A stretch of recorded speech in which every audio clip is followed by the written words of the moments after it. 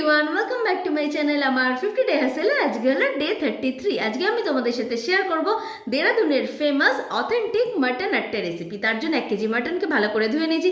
তারপর প্রেশার করে সর্ষের তেল গরম করতে দিয়ে একটু উপর থেকে হিং দিয়ে দিতে হবে তেলের মধ্যে।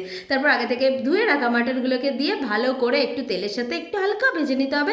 দেন আগে থেকে কেটে রাখা পেঁয়াজগুলোকে মাটনের ওপর থেকে দিয়ে দিতে হবে। দিয়ে প্রেশার কুকারের ঢাকনাটা একটু বন্ধ করে দেবে যাতে পেঁয়াজগুলো ভালো করে নরম হয়ে যায়। দেন ওতে রসুন আর কাঁচা লঙ্কা বাটা দিয়ে দিতে হবে। এই রান্নায় কিন্তু কোনো রকমের আদা ইউজ করা যাবে না। তারপর একে একে গরম মশলা, কাশ্মীরি লঙ্কা গুঁড়ো, হলুদ গুঁড়ো, ধনে গুঁড়ো, জিরে গুঁড়ো আর সবশেষে একটু জয়িত্রী দিয়ে খুব ভালো করে কষিয়ে প্রেশার কুকারে 2টো সিটি দিয়ে দেবে। দেখবে মাটনটা দারুণ সেদ্ধ হয়ে যাবে।